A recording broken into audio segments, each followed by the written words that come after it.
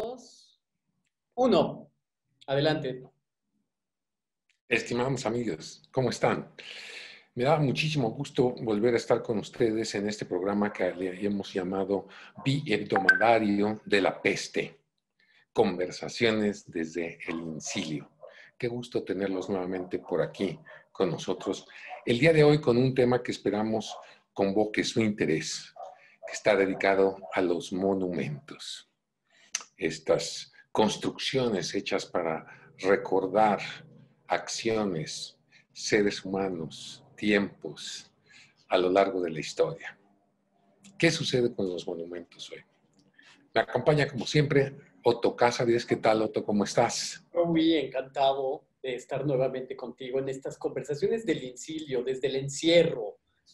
Hemos cambiado el teléfono, nos llamábamos constantemente para platicar y hemos querido hacer públicas estas charlas, lo cual celebro. Claro, claro. Son charlas privadas hechas públicas entre Otto Cázares y un servidor, José Manuel Springer. Pues sí, Otto, los monumentos, un tema que da mucho que decir, un tema que constantemente se está renovando y algo que pues está en la discusión. ¿Para qué queremos los monumentos? ¿Para qué le sirven a la sociedad actual los monumentos que se crearon en tiempos pretéritos? ¿Qué cambios ha habido en la idea de monumento? ¿A qué podríamos hoy darle ese título, Otto, para que podamos recuperar la función del monumento? O no, quizás ya no necesitamos monumentos. Eso es, digamos, algunos de los temas que estaremos viendo en esta charla. Tú, Otto, ¿has visto últimamente las noticias cuántos monumentos se derriban, cuántos monumentos se derribaron en esta pandemia reciente debido, pues sí, entre otras muchísimas causas, a movimientos sociales reivindicativos que ya están hartos, sí, de la violencia, no solamente de la violencia policial, sino de la violencia estructural que ejerce muchas veces la lectura de la historia sobre todos nosotros, y sobre todo en los grupos marginales, los grupos que no tienen visibilidad, pero cuyos los regímenes que los gobernaron erigieron sus propios monumentos. Entonces ha habido como a partir de la teoría crítica, a partir del posmodernismo, un cuestionamiento hacia los monumentos que habitan nuestras ciudades y que yo creo muy válido. Es necesario que cada tiempo relea su historia y pues sí, por eso es que hoy decidimos hablar sobre este tema, Otto. Sí, qué tema tan complejo, amplio y de tan profunda actualidad. El proceso de lectura está en crisis y qué bueno que lo esté. Yo creo que todo monumento, en un momento daremos algunas definiciones que puedan ayudarnos a esclarecer el tema que nos hemos propuesto conversar, pero yo creo que todo monumento, si lo es de veras, no puede permanecer inconmovible.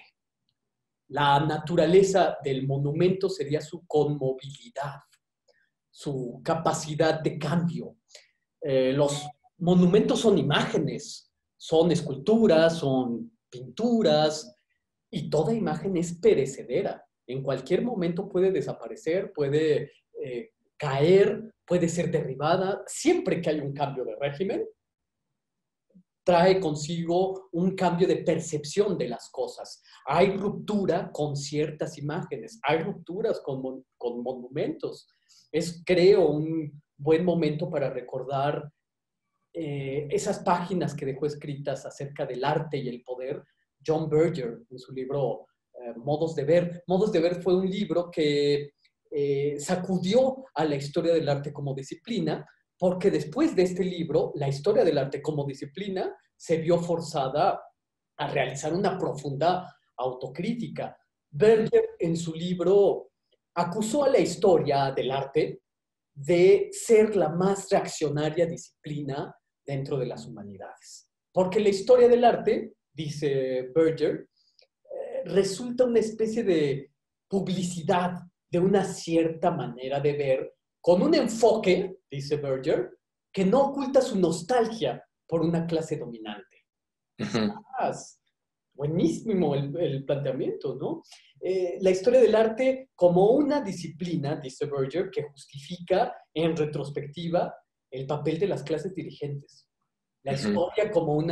La historia del arte como una disciplina cuya función es nostálgica, oligárquica y profundamente antidemocrática, dice Berger. Entonces me Claro. parece un planteamiento buenísimo y nos hace ver en su libro, en sus páginas, que toda imagen, pintura, escultura, imagen cinematográfica y cuanto más los monumentos son la encarnación de una manera de ver, una manera de entender. Y pues son hipótesis aprendidas esas las que leemos cuando nos acercamos a los monumentos. Eh, Inoculaciones, por así decirlo, acerca de la belleza, acerca de la verdad, acerca del genio, Claro. acerca del papel del hombre, de la mujer, en fin. Entonces, dice Berger, y creo que ese sería un buen planteamiento para comenzar a ver toda la problemática que está aquí, que la imagen monumental termina convirtiéndose en una especie de envoltorio religioso, cabe de decir, de una religiosidad completamente falsa, Ujú. que es necesario remover, ¿no? Claro, por supuesto.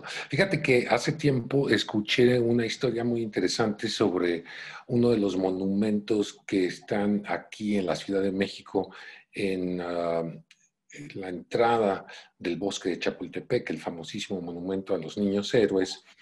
Y la historia de cómo fue creado ese monumento siempre me ha hecho reflexionar mucho sobre cuáles son los usos políticos que hay detrás de cada monumento, ¿no? Yo no sé si tú sepas, pero ese monumento se hizo durante el gobierno de Miguel Alemán, el presidente Miguel Alemán, que gobernó México a principios de los años 50 y que correspondió a una visita que hizo en su momento el presidente de Estados Unidos, el primer presidente de Estados Unidos que vino a México, Wilson, en toda la historia, y que trajo consigo en aquella visita histórica una bandera y la entregó al presidente mexicano diciéndole que esa era la bandera que estaba arriada en el castillo de Chapultepec y que las fuerzas norteamericanas habían tomado, como estuvieron aquí en la Ciudad de México estacionados un año, más de un año, y y pues fue como un gesto un poco raro, ¿no? Porque de alguna manera devolverle a un presidente una bandera de una batalla perdida, una batalla que tiene muchas implicaciones sentimentales para el pueblo mexicano, fue tomado como un insulto. La prensa mexicana al día siguiente vio bastante mal que el presidente devolviera la bandera y que además pusiera una ofrenda floral a los caídos, a los caídos norteamericanos en la batalla del castillo de Chapultepec, ¿no? Y entonces se creó una mitología, Otto, una mitología que pocos conocen y que hay que desentrañar cada vez más, que es que a los pocos días de ese suceso protocolario, uh, salió por ahí un guardabosques que dijo que él era heredero de una familia que había cuidado el bosque de Chapultepec durante varias generaciones y que él sabía dónde estaban los cuerpos de los niños héroes. Y entonces se lanzaron ahí un equipo de antropología e historia con contadores Geiger y encontraron unos huesos, unas osamentas, y determinaron que esas osamentas pertenecían a cadetes del colegio militar que estaban ahí y que esos eran los niños héroes de quien la leyenda contaba se habían entregado a la lucha y se habían sacrificado por la bandera, ¿verdad? Entonces, a partir de ese momento y de las declaraciones de este guardabosques anónimo, se decidió que se iba a construir un monumento para las víctimas de esa guerra y se levantaron estas 6 columnas que están ahí al ingreso de de Chapultepec.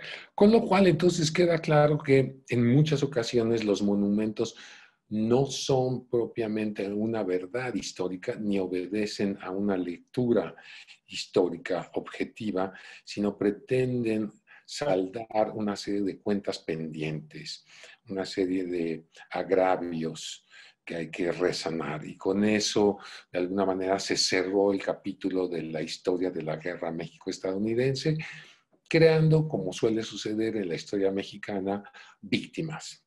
Porque no somos ganadores, no somos un país que se pueda ufanar de victorias militares, más bien siempre nuestros recuerdos son de guerras fratricidas, de guerras perdidas y demás.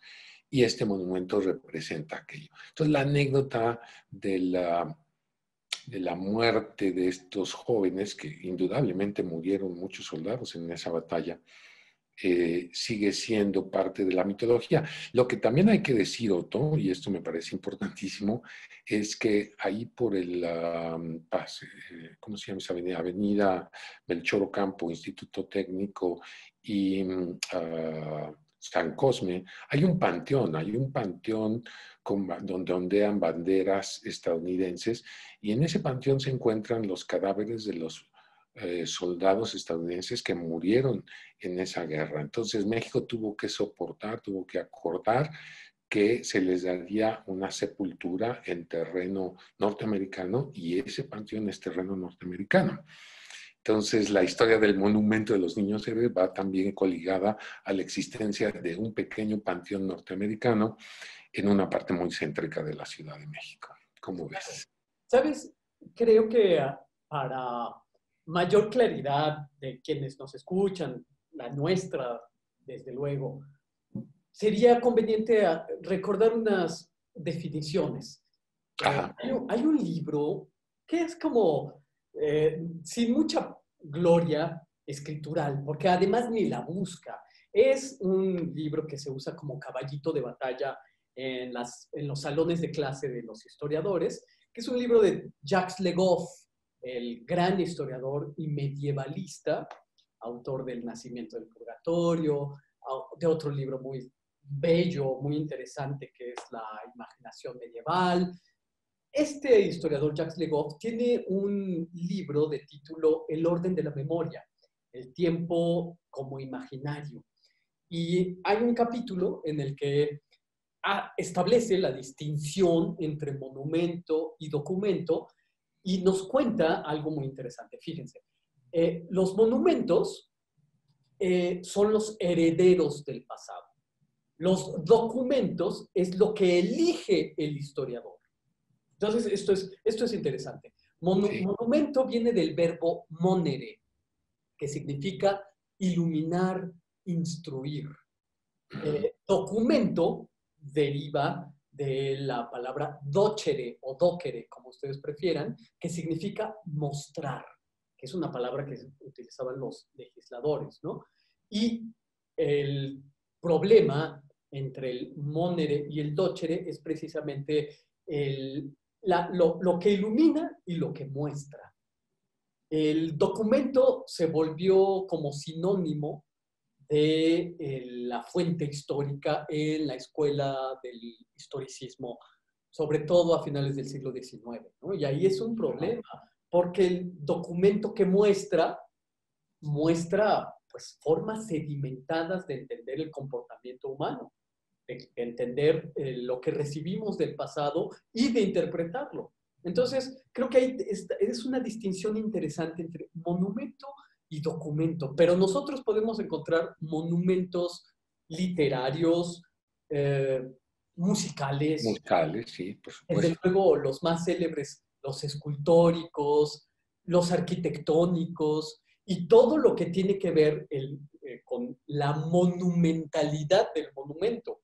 La Claro. monumentalidad del monumento sería todo aquello que tiene una función conmemorativa. Los Sí, o romanos... que le da una visibilidad que es obvia para todos, ¿no? Como el Ángel de la Independencia es un punto de referencia, la estatua ecuestre de Carlos IV, el caballito es otra referencia, En fin, eso es lo que también hace un monumento, el lugar que ocupa dentro de la geografía de una ciudad, de un país, ¿no?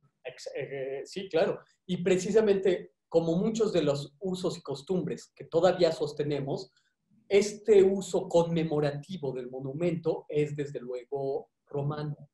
Los romanos a la menor oportunidad alzaban arcos, puentes, trofeos, eh, eh, todo tipo de fuentes, esculturas, Cenotafios, ¿no? históricos, en fin, toda esta arquitectura monumental conmemorativa, pues es lo que evidentemente puede derribarse en cualquier momento, porque son sedimentaciones de maneras de comprender el mundo y la historia, como dice John Berger en su libro. Ahora bien, hay otro punto que es esto que puede resultar interesante pensarlo, como esto que nos cuentas del monumento a los niños héroes, los distintos emplazamientos. Es decir, se alza un monumento donde se presupone que ocurrió algo, pero pues desde luego todo está sujeto a un error de interpretación, a un error de cómo va transmitiéndose cierta información y por lo tanto un monumento de algo puede alzarse o tenerse en pie en un lugar donde no ocurrió una cierta batalla. Y entonces los monumentos van cambiando de lugar. Los romanos hicieron traer monumentos egipcios para emplazarlos en sus propias plazas. Entonces, pues bueno, ya es como trasplantar una El memoria a obelisco, otro ¿no? El suelo. obelisco de origen era Claro, egipcio, ¿no?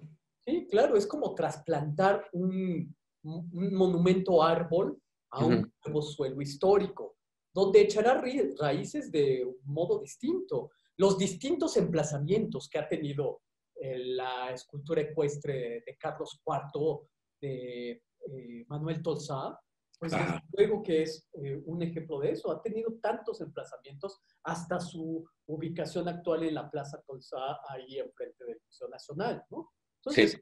eh, recuerdo ahora que hay un texto muy divertido, muy bonito de Alfonso Reyes, que se llama La escultura y los pueblos, en los que habla precisamente de cómo un monumento se tiene en pie en una plaza cuyo nombre no coincide con el monumento que está en pie, ¿no? Entonces, Ujú. una plaza se llama de determinado modo y lo que tiene, como en casi todas las plazas mexicanas, es un hidalgo, ¿no? Claro, claro. Entonces, toda esta confusión de los suelos históricos es lo que un historiador, un estudioso, un curioso tendría que abrirse paso entre las malezas, entre los, yo diría, entre las distintas capas que tienen las ciudades. Todas las ciudades son capas.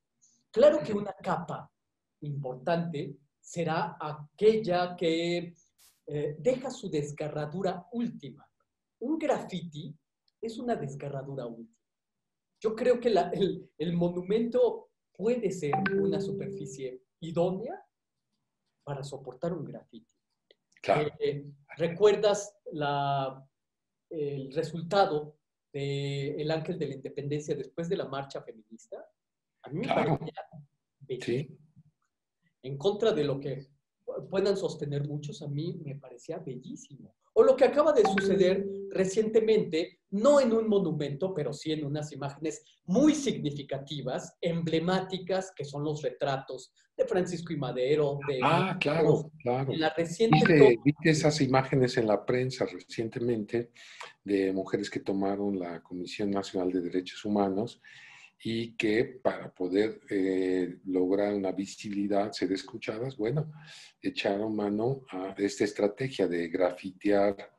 Quizás no son cuadros monumentales, son cuadros memorables o memorativos de figuras históricas, pero lo que ellas hicieron fue precisamente el modificar el recuerdo histórico de estos héroes para llamar la atención sobre sus demandas.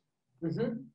Sí, con la particularidad de que son pinturas mediocres y que a veces tendemos a hacer una sinonimia entre obra artística y monumento. No es así. No todo lo que esté pintado con óleo sobre tela es pintura, mucho menos buena pintura y mucho menos monumento. Hay un punto conceptual interesante, que es cómo las obras artísticas se vuelven monumento. Es decir, desde luego que es un monumento La libertad guiando al pueblo, de Eugène Delacroix, que es la memoria sedimentada de un momento particular de las revueltas del 48 en Francia.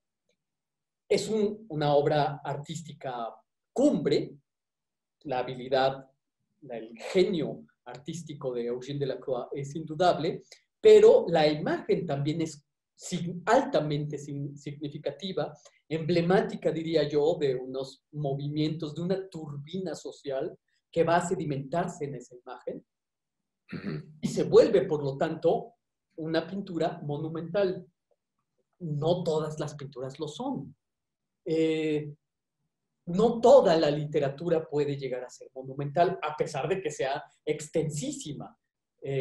Pienso, por ejemplo, en este acerto que sigue causando mucha comezón a los historiadores mexicanos, que fue un comentario del historiador y pues, teórico de la historia, hace filosofía de la historia también, Hayden White, que él decía encontrar mucho más sentidos en las novelas de los literatos del boom, el Gabo García Márquez, Vargas Llosa, que en los sesudos estudios históricos del gremio de historiadores mexicanos o latinoamericanos, ¿no? Encontraba mucho más sustancia, mucho más sentidos para comprender la historia. Y esto creo que lo hace muy interesante, sobre todo porque pone el dedo en la llaga de cómo una obra artística también habla elocuentemente acerca del sentido histórico. Es decir, uno puede comprender perfectamente bien la invasión napoleónica a Rusia a través de las páginas de Guerra y Paz. O uno puede entender el sentido de frustración, de encuentro con el abismo en las páginas de Thomas Mann, Dr. Faustus, como un alemán exiliado, crítico y también lúcido porque veía muy cabalmente lo que estaba ocurriendo a su alrededor, ¿no? Claro. Bueno, yo creo una cosa, en todo esto que acabas de señalar, creo que tendríamos que establecer entonces una serie de derivas del monumento. En primer lugar, el monumento funciona como una manera de representación de poderes que están detrás de él y que encuentran en el monumento una justificación de ciertos actos bélicos, de ciertas conquistas y demás. Y después podríamos hablar, como lo has hecho ya tú, de el monumento como arte público, como una manera estética de presentar un valor que puede ser bastante abstracto o bastante difícil de representar, como puede ser la revolución, este cuadro de Delacroix, de la mujer llevando al pueblo hacia la liberación. Entonces nos estamos acercando también a un tipo de monumento que es ciertamente más abstracto y que tiene que ver con valores que ya no tienen una relación con el cambio histórico, sino con valores permanentes. Y quiero pensar, por ejemplo, el monumento a la madre, que representaría los valores de una feminidad procreativa, que estoy seguro que mucho se podría criticar en la actualidad, ese rol de la mujer siempre vista como madre, ¿no? Pero que en algún momento creó una afección, una simpatía por el tema maternal. Desgraciadamente, esta simpatía no se reflejaba en las conductas que observaban hombres con respecto a las mujeres, ¿no? Sí, sí. Y esta segunda fase el monumento como encarnación de una estética valiosa, creo que todavía la estamos viviendo en la actualidad, Otto. Y quiero mostrarles precisamente una imagen de una obra de este escultor que se llama Jeff Koons y que él creó precisamente para conmemorar la muerte de una serie de personas en un bar en Francia por un ataque yihadista en el 2015, ¿no? Entonces, este episodio causó una gran agitación en Francia y la embajadora de Estados Unidos le pidió a Jeff Koons, entre todos los artistas posibles, que hiciera una representación de algo que conmemorara ese hecho lamentable, la muerte de estas personas.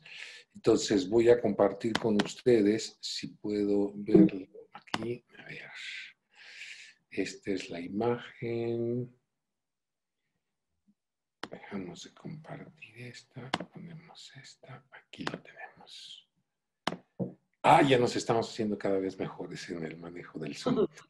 Este es el monumento que creó el artista Jeff Koons. Entonces, desde nuestro punto de vista, la asociación entre el monumento y el hecho, una matanza a mansalva en un bar donde la gente estaba disfrutando, es atacada por un grupo de yihadistas, no hay ninguna representación en sí del hecho. Lo que el artista dice que representa son 11 tulipanes y falta un tulipán que correspondería a las víctimas de aquel suceso, ¿no? Entonces, este es un no monumento en un sentido porque no está representando en sí el hecho y porque las víctimas son los que están ausentes. Él mismo nos lo ha dicho. Y por otro lado, ahora que lo estaba viendo, me parecía que esa mano sosteniendo los tulipanes también podría tener un eco de otra mano que sostiene la antorcha de la libertad, que en esta famosa estatua que Francia regaló al gobierno estadounidense en el siglo XIX y que se convirtió en el monumento emblemático de la libertad para un país que empezaba, apenas cumplía su primera centuria, y que ha sido una estatua que todo migrante que entró por esta parte de Estados Unidos ha visto como la promesa de una libertad. Entonces hay esas dos asociaciones con la obra de Jeff Koons. En lo particular, a mí la obra me parece que tiene dos debilidades. Una, que este tema de los tulipanes ya aparece en otras obras no emblemáticas, no monumentales de Jeff Koons. Entonces el hecho de traer una temática de su obra general a una obra monumental particular le resta importancia, creo yo. Podría leerse como otra producción más de este artista. Y en segundo lugar, pues el hecho de que la ausencia sea utilizada como el elemento central de la obra deja también una lectura ambigua. Y es esta ambigüedad, Otto, que yo creo que está empezando a imperar en la idea de monumentos en la actualidad. Porque como no hay mucho que celebrar, entonces se prefiere entrar a un proceso de ambiguación de la historia para no crear o no lastimar o no crear ámpula entre ciertas partes del público. ¿Cómo lo ves tú? Sí, bueno, haces muy bien en desgranar todos los aspectos que hemos mencionado. Eh, Uno, el monumento como el receptáculo de la memoria, que como tal puede ser un sedimento deleznable que necesariamente tenemos que criticar, necesariamente tenemos que cuestionar.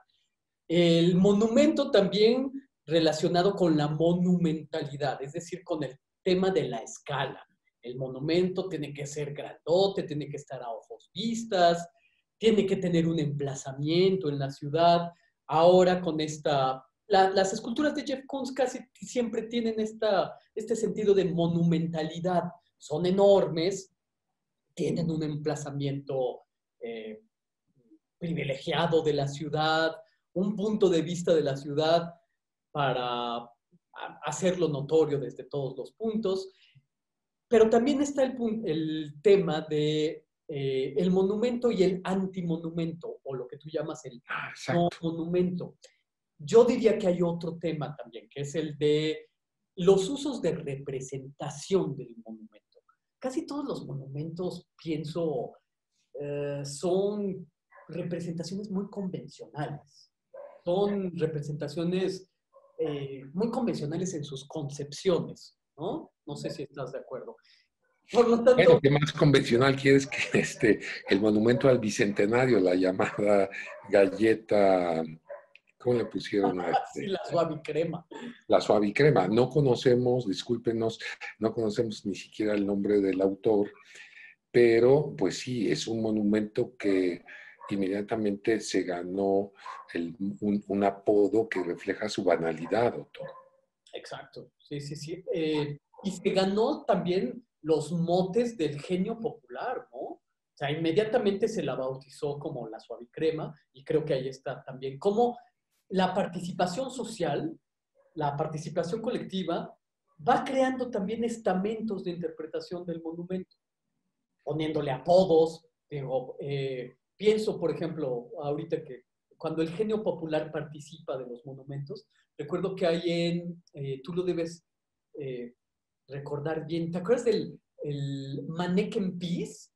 Sí, sí, sí, sí, este chico que está orinando, que está en la ciudad de Bruselas, Exacto. es un infante que tendrá que 2 o 3 años desnudo y que es una fuente y el agua cae por el pene de este infante, ¿no? Que lo Ajá. cual causa un cierto elemento de gracia, Un la chamaquito, inocencia, ¿no? ¿no? Que además tiene pues, la cualidad de que la gente lo viste de distintos trajecitos, el policía meón, el bomberito meón, el albañil meón, en fin, lo que tiene es que la gente participa de los distintos disfraces del chamaquito meón, entonces hay una participación social muy interesante que pues es eso, el monumento en relación con la sociedad, el genio popular encargado de darle usos, haciéndole vestimentas o dándole distintos motes. Eh, Ah, precisamente podría de... hablar entonces, Otto, de una modificación al monumento que ya existe, para darle otros significados. Y en ese sentido, creo que mucho de la historia reciente también ha dado ejemplos muy lacónicos sobre qué sucede cuando se hace una modificación de un monumento ya existente. Recordarás en el año, ¿qué fue? 2001, me parece, en Afganistán, un grupo también de musulmanes decidió terminar con unas esculturas bellísimas que eran las esculturas de los Budas, dos esculturas de Budas, una más pequeña y otra más monumental. Y lo hicieron mediante un procedimiento bastante rápido que fue dinamitar la escultura. Mira, aquí tengo una fotografía también de esto, porque este tema me parece también está asociado a esto que venimos mencionando. Para los musulmanes, obviamente, la presencia de un Buda era una afrenta, pero ahí estaban. Los musulmanes han estado gobernando Afganistán desde hace muchos siglos y ahí permanecían. Y el monarca musulmán o el líder musulmán que ordenó la destrucción total, porque ya habían habido varios intentos de destruir estas hermosísimas esculturas, lo hizo bajo el siguiente argumento, Otto, diciendo que voluntarios y especialistas del área escultórica habían estado visitando Vimañán preocupados por el bienestar de las esculturas, que no les fuera a pasar nada durante el conflicto bélico. Dice, ninguno de ellos se preguntaba por la vida de las personas que estaban participando o que eran víctimas del conflicto bélico. Solamente les importaban las esculturas. Y vale más la vida de un musulmán vivo que estas esculturas. Y sobre ese argumento decidió la eliminación total y absoluta de los dos Budas. Y aquí vemos esto que también me parece sigue la línea del argumento que mencionaba yo hace un momento, la desaparición o la no presencia como parte ahora del monumento. Tenemos el Buda a mi izquierda y el hueco que deja. Entonces, qué interesante sería, Otto, que el vacío también fuera un monumento, que la ausencia también causara un arrobo entre la gente, que nos percatáramos de que algo no está sucediendo. Porque normalmente se está conmemorando, se está recordando algo que existió. Pero, ¿qué tal si recordamos aquello con el vacío que dejó en nosotros? ¿Cómo lo ves? Bueno, lo dices bellamente y no puedo más que asumir un poco de perturbación, de conmoción, porque eso siempre me ha causado una enorme conmoción la desaparición. Y recuerdo ahora, me viene a la mente la frase de Benjamín, que decía, no hay documento de la historia que no sea al mismo tiempo un documento de barbarie. Así es. Y el monumento, yo diría incluso, no me voy al monumento con todas estas condiciones, toda imagen me parece que es la historia de su supervivencia. Y aquí me hago eco de las consideraciones de Didi Huberman, que vienen de Avi Warburg. Toda imagen es un documento de supervivencia. Llegan a nosotros como por milagro y llega lo que puede llegar. La estatuaria clásica nos llega en pedazos, ¿no? Sí. Se ha perdido en el camino, en el botín, en el saqueo, en los incendios. Se ha buscado la destrucción explícita, voluntaria de muchos monumentos, documentos, obras de arte, receptáculos de la memoria. De modo que coincido contigo.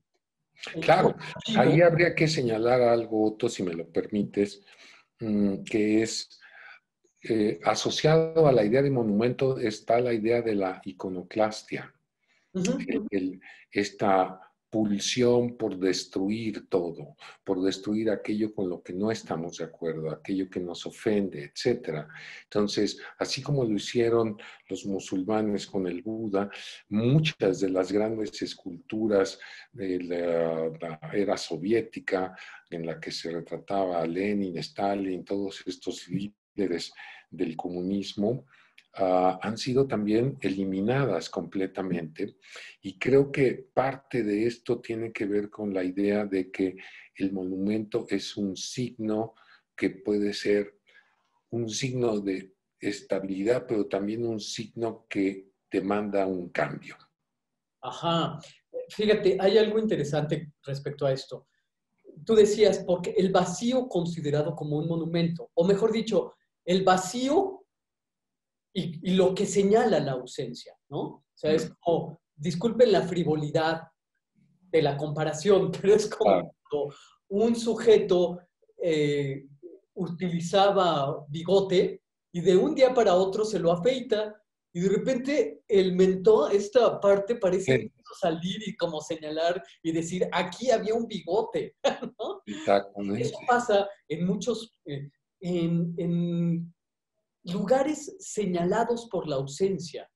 Hay documentos que no tenemos. El archivo tiene como naturaleza una naturaleza horadada.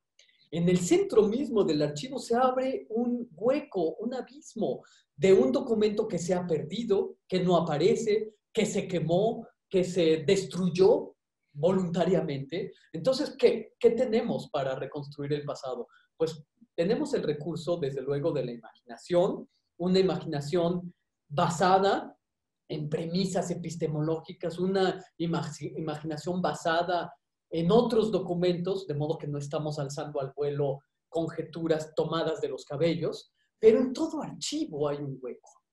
Claro. En toda secuencia pictórica de algún autor, de alguna tendencia, de alguna escuela, de algún estilo, hay huecos, hay obras que no están, que no aparecen, que han desaparecido. Entonces, yo diría también, y vuelvo a un planteamiento que hice hace algún momento, que el monumento, si es verdadero, no puede permanecer inconmovible. Y muchas veces el monumento puede tomar las veces de la facultad del movimiento, de la indignación. El grito contemporáneo que elevan las feministas me parece que tiene el estatuto de un documento que puede convertirse también en un monumento. Todos los monumentos deberían reaccionar a la intempestiva femenina, ¿no? Eh, Claro. mm, no sé, pienso. Bueno, sí, ahorita que te escuchaba también recordaba yo el caso de este grupo creativo Tercero un Quinto, colectivo, ¿verdad?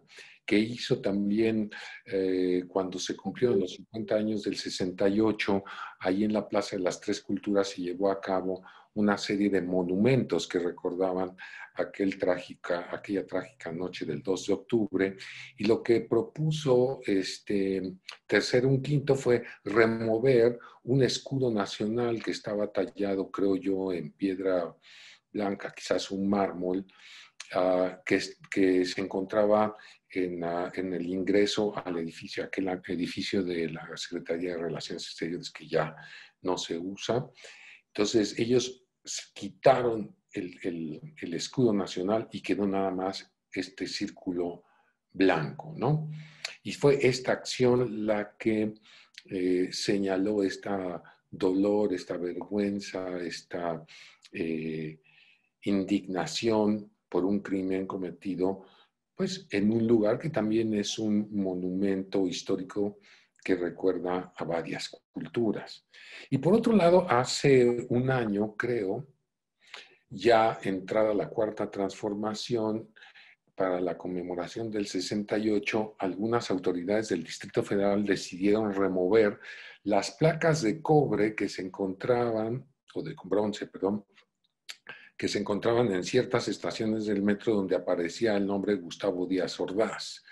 Entonces yo pasé por la estación del metro Hidalgo y vi lo que hicieron, quedó sí como una obra de Tercero un Quinto, o sea, solamente removieron la placa y luego volvieron a colocar este mosaico veneciano naranja nuevecito, y lo que se ve es un cuadrángulo naranja. Entonces el cuadrángulo naranja deja ver que ahí había algo. Pero aquí te preguntaría yo, le preguntaría a nuestros amigos que nos siguen, es ¿hasta qué punto esta actitud antihistórica o crítica de la historia encontraría un eco si se eliminan los monumentos y los, digamos, pruebas históricas de un hecho?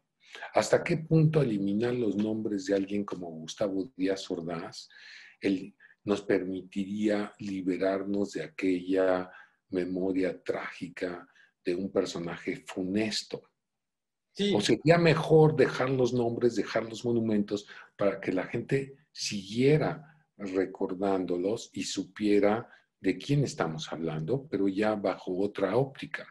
¿Qué tanto destruir el monumento cambia la historia, Otto? ese planteamiento me parece muy importante. me parece importante también no responderlo eh, de una manera inequívoca, eh, porque en efecto los nombres de aquellos que nos han antecedido, de un pasado que ahora nosotros urdimos en el presente y que enjuiciamos o interpretamos como funesto, al momento de seguir ahí, siguen eh, recordando aquello a lo que ya no queremos llegar. Siguen recordándonos aquello de lo que no queremos emular y hacernos eco. Su presencia, su desaparición creo que sería infecunda para el pensamiento crítico. Pero eso es lo que pienso yo. No sé qué tú formulaste la pregunta, ¿qué piensas tú? Bueno, yo en ese momento estoy compartiendo con ustedes una imagen de esto que comentaba yo hace rato, una escultura de Junípero Serra, el sacerdote que fundó muchas poblaciones, tanto en México como en California, bueno, en ese entonces también era México, y que ahora pues es acusado de racismo. Entonces, creo que muchas veces el eliminar el monumento en Ajá. sí mismo, lo que va a hacer es impostar también una visión histórica solamente desde este presente. Quiero decir, si nosotros nos estamos erigiendo en jueces del pasado y hemos llegado a la conclusión de que el destino histórico de una figura como esta fue negativo, tiene un balance negativo en la historia, entonces ese juicio corresponde a nuestra actualidad, pero no sabemos si en el futuro estas figuras puedan ser reivindicadas por otro tipo de valores o que pudiéramos encontrar también una asociación que pudiera redimir el valor de, qué sé yo, la religiosidad, la, la fe, en fin, una serie de valores que también están implícitos en este monumento. Entonces, creo que yo estaría de acuerdo en que se mantuvieran ciertos monumentos precisamente porque nos hacen conscientes de su papel, ya fuera negativo o positivo, en el resultado de la historia. Cuando, por ejemplo, los revolucionarios bolcheviques se propusieron quemar los palacios de la aristocracia, de la aristocracia zarista, Lunacharsky, que era el encargado de cultura, dijo, no, no lo vamos a hacer y lo vamos a dejar como un ejemplo de aquello que no se tiene que repetir. Uh-huh. Entonces, gracias a este pensamiento más holístico, que no está viendo buenos y malos, que está viendo historias que se contaron de esa manera y que no se van a poder modificar en sus hechos. Entonces tenemos esas pruebas del lujo en el que se movía la aristocracia, de el gusto tan exacerbado y el derroche de dinero en el que vivió esa aristocracia cuando el pueblo vivía hambruna, etc. Entonces son los únicos testigos que Ajá. quedan. Entonces, muchas veces el monumento es eso, es un testigo. Exacto. Y no debemos quizás achacarle al monumento el, el resultado de la gesta histórica, porque el monumento está ahí, como dices tú, como un documento. En el momento en que perdemos los monumentos, perdemos una documentación. Sí. Pues tenemos que conservar el documento y tenemos que encargarnos quizás poner una placa y decir, este es el monumento de una persona que participó en una campaña en contra de los indígenas. de acuerdo a las visiones críticas de la historia de hoy. Ok, entonces dejemos la oportunidad de que sean también las siguientes generaciones quienes hagan sus juicios de valor sobre ese documento. Sí, por supuesto. Me está viniendo a la mente algo que no sé por qué no había aparecido antes, pero bueno, nunca es tarde. Me está llegando a la mente la segunda intempestiva de Friedrich Nietzsche. Creo que en ese sentido la segunda intempestiva tiene mucho que decirnos porque es algo interesante para sostener una polémica. Nietzsche dice que el historicismo exacerbado es nocivo para entender el presente. El exceso de historia daña a lo viviente, dice Nietzsche en su segunda intempestiva. Dice que hay, en ese texto, dice Nietzsche que hay tres tipos de historia. Uno, la historia monumental, otra, la historia anticuaria, y por último, la historia crítica. Es muy interesante que pensemos esto. La historia monumental, dice Nietzsche, es cebo para el nacionalismo, es alimento para el patrioterismo. Y ya se sabe que el patriotismo es el último reducto del miserable, como decía Samuel Johnson. La historia anticuaria, que es la segunda, el segundo tipo de historia, según la segunda intempestiva de Nietzsche, es aquella que por el simple hecho de que una cosa haya envejecido, ya genera pretensión de ser inmortal, ¿no? Esta historia anticuaria es la que critica fuertemente John Berger en sus modos de ver, ¿no? O sea, por el simple hecho de que ya envejeció, ¿ya tiene un valor histórico? No. Por el simple hecho de que esté pintado con óleo sobre tela, ¿ya tiene un valor como pintura? Desde luego que no, ¿no? Entonces, finalmente está la historia crítica.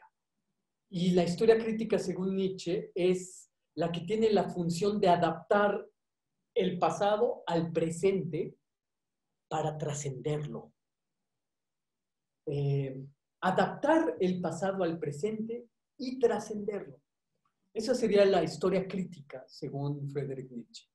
Por supuesto. Mira, qué bien, porque quisiera también compartir con ustedes este monumento efímero que creó un artista ampliamente reconocido que se llama Marcos Ramírez en Tijuana, hace ya algunos años, creo que esto es del año 97, que es esta histórica figura del caballo de Troya, modificado a las circunstancias del presente, con dos cabezas, una que mira hacia el norte. Aquí al lado izquierdo tenemos la garita de entrada a Estados Unidos, los automóviles que esperan ahí por horas para cruzar a la garita, y la otra cabeza mirando hacia el sur, hacia México, ¿no? Entonces, utiliza esta metáfora. Yo quizás me estoy sobrepasando, no es una metáfora histórica, pues una metáfora literaria, por supuesto, para hablar de este fenómeno que hoy se ha vuelto tan mentado, que es el fenómeno de la migración, ¿no? Y todas las asociaciones que de esta figura se pueden demostrar, estas contradicciones que existen hoy entre un norte desarrollado, industrializado, imperial y demás, y un sur empobrecido,